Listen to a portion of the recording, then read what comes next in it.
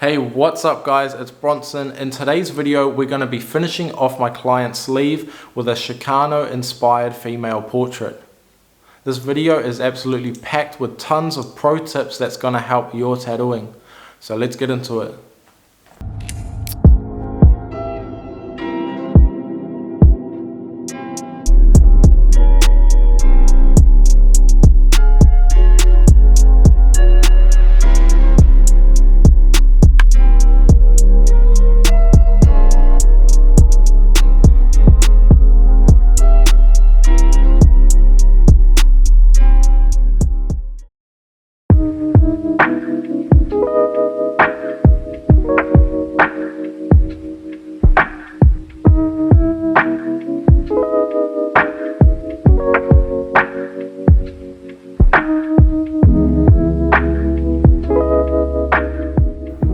Okay guys, so for this tattoo we're starting off with the 13 round mag and a light to mid-tone. Now not only is this needle and the tone used great for these mapping and early stages, but my process is always the same jumping into it, and I think having that consistency as a part of my formula really makes for a productive tattoo session. And I think this is the first video that I've posted using my new machine, which is the Fold Pro from Dragonhawk.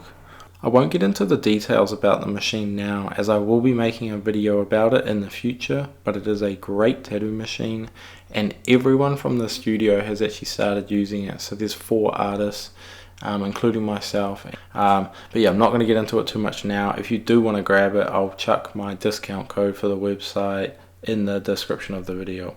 But now really getting into the tattoo, this camera angle is a lot better. I wasn't really happy with the first one, so I didn't want to start talking about the tattoo process too much before we get into a nicer camera angle. It's a little bit hard sometimes, obviously, when I'm tattooing and then I can't really see what's going on behind the camera. But you can see I've achieved that early mapping stage and some of my heavy blacks are in, and a lot of these light and mid-tones mapping in these next areas, and starting on a few of these sharper shapes as well, like that Chicano kind of mouth outline. We're mapping in some of those shapes and getting in my shadows, and starting to work with this light to mid-tone out of these heavy blacks and out of the shadows. It's such a fun part of tattooing, really smoothing out these transitions and perfecting these final forms. Now you can see with this small area that I tattoo here, just having a lot of respect for this form and not just using the black to kind of whip up the edge of that lip. I know that what's behind that form is a little bit lighter and in the background, so that heavy black shadow shouldn't be there. So respecting all aspects and forms of the tattoo will really force you to make those important decisions, taking your time to use the correct value and give the right amount of sharpness. I just think it's so cool what this opaque tone can do mixed with the whitewash, something so unique and modern to see in tattooing, like a tone with so much life. It's almost like airbrush like or oil painting. It's not just a black and grey tattoo anymore, you know. There is a little bit of like chroma there, a little bit of life. And I think even just having this pigment available in my tattoo palette, it's put so much more passion into my work. I'm not too sure if it's from the oil painting kind of background and the painting background, but it's just a value that's allowed for a lot of easy decision making and more opportunity in my work. I think it's allowed me to do more things, to separate more components of a tattoo, to saturate things more. So all of these positives really just from this one pigment that I've applied into my palette while tattooing. And that's something that's really important in any career or any medium of art, is to find tools or small steps along the way that make your work unique, but also allow you to kind of put more passion into the work, to do things your way, rather than the textbook kind of apprenticeship style that everyone's taught, all these basics. Later on down the line, you want to find these small tools and things that really help create your own work. See here, just lining in some definite shapes. I am using a dark tone, so not a black, so still leaving opportunity to kind of correct form and things like that with a black. I think I use that right now. So yeah, just mapping with the dark and then putting the black in after really allows me to tweak anything I can see once that dark's been tattooed. So it's always good to allow a little bit more opportunity for you to always be possibly improving a piece, you know. But this area where that definite black is, just getting through, kind of double lining that with the 7 and then packing that little in between, and again just lining with that 7. Now I don't really like to step past the 7 too much if I'm actually wanting a line, because I think you can lose a little bit of that crispness as well. If you take your time, it's still nice and sharp with a 7. And here's some rare footage of me using a liner to actually line, but you can see I'm not following the stencil, you know. There I stepped off to the right. I think at all times it's so important for you to be correcting things along the way. I think even in designs or, you know, the photography stages, anything, there can be errors in there, and there can always be improvements made. Sometimes an improvement isn't making something the most realistic, you know, it's just perhaps changing the direction, making something flow more. And even the fact that the body isn't a piece of A4 paper, you know, there's kind of borders to parts of the body, and also different shapes, so you need to read all these things and adapt like constantly on the fly. And I think that, yeah, that's one thing that really sets tattooists apart, is you can see people who understand and respect all these different aspects of tattooing and understanding different things. And I think here I'm also, like, I am using the 13 round mag to pack this, but I think later on I even jump back through with the 7 round liner, kind of skimming through it with the liner just to make sure that it's really packed. Like, I want these parts to be as black as they can possibly be to really contrast off this portrait. So here you can see what's really capable with the 13 round mag. Putting in a few little points, some markers off that I can follow later on if when I wipe this the stencil kind of disappears. So I've marked that pupil just slightly, and then where it's solid black I can pack that because I know that information's there. And you can see here starting to map the edge of that nose in and really focusing on what I'm doing with the mag and how that mag is leaning in the skin. Kind of leaning it towards the nose so that it's naturally fading off towards the eye. So a little bit heavier on that nose side, giving a sharp edge, and then it naturally dusts itself off towards the eye. And then now I'm just dropping back to a lighter value and kind of moving into the next stage with this lower section of the tattoo. Now that that's already mapped in, I can go and start saturating and using my mids and my lights to complete this next area down. And then as I work up in another stage, I can then drop back down a little bit later on with my lights and extra lights and really saturate and finalize the area. Like we can see here, I start to finalize the shape of the top of this lip, and then shortly I start making some saturating passes, just getting all the values correct. And one thing that's great about these Chicano portraits, if you're like kind of just starting into portraits, especially tattooing them, they're such a great kind of starter to get into tattooing portraits. With the shape and the line work that's on the face, it really structures and maps things so that you don't have to tattoo as much. With these heavy lines there, it's really getting rid of a huge blank area that has to be tattooed so accurately with that jawline and the cheekbone and stuff like that. So it takes a lot of work out of tattooing a portrait and allows you to speed up the whole process as well. And now completing some more of the hair. All of the hair is done with a 13 round mag, especially the stuff that's sitting further back in this image, so it's past the portrait. I really want some softness there, almost blending back into the background. I think I only put in maybe like 3 little strands with a liner later on, but this is the far side of the portrait, so I do want the hair especially to remain in the background and not jump too far forward. So sticking with your mag and being quite loose with it is a really great way to naturally achieve this depth. And it opens up a huge opportunity to bring sharpness and show the viewer where to look by catching their eye with that depth and contrast, having a lot of your blurriness in the background, and then all of your foreground can hold a lot more sharper, nice touches. And then with the same needle and tone, creating some of these sharper strands and shapes as well. Because the hair, it can look quite complex at first, but it really is just breaking down these almost like stretched out triangles, you know. So the mag is a great way to really get these shapes cut in, and it allows you to pack and saturate all at the same time while you're creating these shapes. I think it saves a lot of time from using the liner at first. Just starting to shape in the nose, get some of these areas mapped in. And shout out to my camera's autofocus for creating this amazing visual experience here. Really just not focusing when I want it to, but that's cool.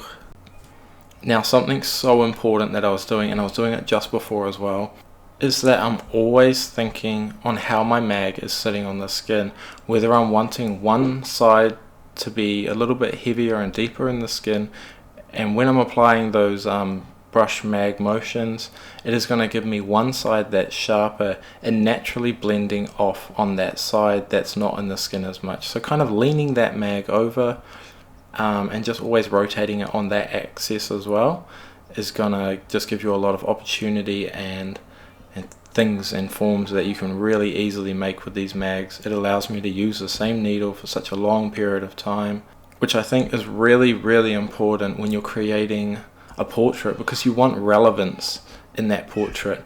You don't want a form or a shape to be so small that you need to now use a liner, which is, I think, creating an irrelevant amount of sharpness or just a different look. If you can use kind of one brush for one process, one whole pass of like creating basic form with a larger brush, then slowly tightening things up, you're going to achieve a much better looking work of art.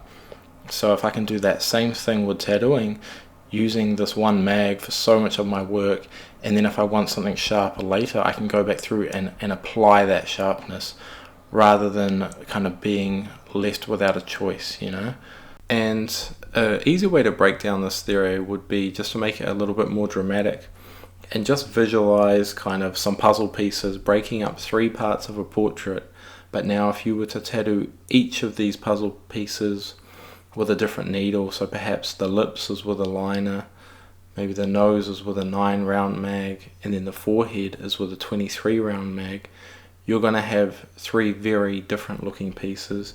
So you want your whole portrait to look seamless throughout the whole thing rather than some mismatched puzzle. So here I'm just mapping in some more of these definite facial features before I can start shading and saturating. So the eye was previously lined with a mid or a dark tone, and now I'm putting in my definite black shapes. So now we're finishing up the hair on the right side of the portrait, so making sure that that black's nice and solid to edge of that portrait. And then also having a little bit of fun with how the hair is playing with this negative space or the smoke that's going up next to the portrait.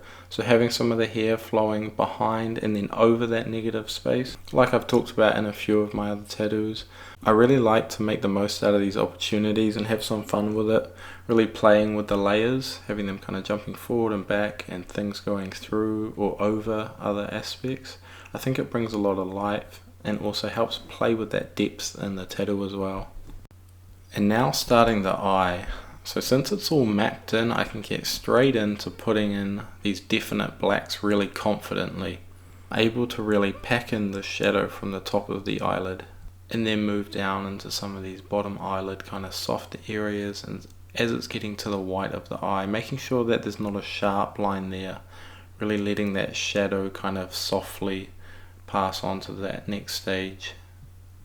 In the bottom of the eyelid here, just really slowly dragging that shadow out so it doesn't look too sharp, it looks like it's smoothly pulling out from that shadow. So again, just completing this heavy black and this really definite black area. So it's all quite simple, but I'm really making sure that it is packed in there really nice and solid. And now putting in a little bit more sharpness in some areas, the top of the eyelid, and a little bit of these eyelashes, just starting it off with a little bit thicker, and then later on I can use the mag to really get that softness of it flicking out properly. But it's nice to anchor it from something a little bit heavier sometimes, especially with the amount of black that's in this eye. It's nice to really yeah, have a solid anchor for each of these eyelids to flick out and not have them looking too soft when there's already so much darkness in that eye. Now here's a really good display of how I do the hair. So this is again with the 13 round mag, and you can see I have it on a vertical angle and just let the mag do its thing. So I kind of pack it on the way down and then just pull it across as well. So letting it flow and naturally take that same path that the hair does. And then I can go back through, pack some areas a little bit more, maybe make something sharper or softer. And here I'm using the black, and so I can keep the end of that quite soft, and then after that black's in, I can use that mid or light to work out of that shadow to get that next value kind of mapped in. So making sure that the direction's right, that's really important. You can see the mag is kind of vertical to what I'm doing. So having that sharpness there and letting that mag kind of put in these natural little strands. And now I can start working my detail and shadows out from the eye. So working on this bottom eyelid and also starting to flick up some of these eyelashes where they appear a little bit softer and really filling them out a lot more. And I really think that the ends of the eyelashes look really great magged because it is that right amount of softness. And now we're kind of getting to these end stages of the portrait, working out from the eye, really working on the saturation and these shadows. And now for this next bit, I'll slow it back into some real time so you can see how we're using this mag softly to map in these kind of definite pulls of the anatomy around the eye. So making sure that all these kind of folds are right, because there's not really hard edges on the portrait and on the face naturally. So we want all these nice shapes to be made with a really nice light tone, and just really using the mag rather than the tone to saturate something, compact something well enough to give it that right depth or crease in the corner of the eye, and a few of these horizontal lines on the top of the eyelid. And then once that form is correct, then I can really start working on the saturation in between all of my points. So working from the eye to the nose, the cheeks, and just really focusing on the saturation. And I only really like to leave blank what is truly white in my reference. And I'll slow this next part down, continuing onto the hair, using that mid-tone that I was talking about that I want to have pulling from my shadow. And it's quite nice having this softer tone in the 23 round mag. It really allows it to get packed really nicely, and it sits so well next to a black when it is packed well. So now starting to saturate our background and really pull out this flow or the smoky design that we have drawn in. I really would have liked to have saturated this area a bit more, but towards the end of the day it can get a bit sore kind of on this inner shoulder and on the top where it's a bit bony. I don't see any need to really push the client through that when it's not jeopardizing the portrait. And now onto the bandana, one of the final components of this tattoo. So I'm really just taking my time to line in a few of these shapes, get that nice and sharp, and then I can go through filling in these areas with my mag. And I'm just really focusing on heavily saturating. I feel like aspects like this can really slow you down if you get too caught up in a few of these small shapes. So I'm kind of trying to work as fast as I can through this area, knowing that it can be a little bit challenging if I let it. And then you can see here I was using that black to put in a final kind of fold, so I can tattoo all my detail and then just make one large sweep with the black, putting in that fold of the bandana. And now just saturating the last of this background. I really want to saturate this a lot, but also kind of looking after the client a little bit. But the background's so important in realism. So I did need a little bit of that in there, I didn't want the portrait just to end where the bandana is, because then a few components of the tattoo don't really make sense and it can really play with your lighting as well and set everything off so much. We are now onto the whites of this tattoo. So I really want these small, super effective and super saturated packed parts, you know. So in the eye and in the nose and the lips, just 3 really important facial features. I don't want to overdo it, but I am making sure that these are really packed in there, sometimes doing up to like 3 passes. The first one a little bit harsh, and then the other 2 not as much, but really just wanting to pump the ink in there so that there's a lot of longevity in the white as well. You don't ever want to scratch it in. Alright, and that is us. The tattoo is complete. This is the last piece for his sleeve. So now let's have a look at the final result.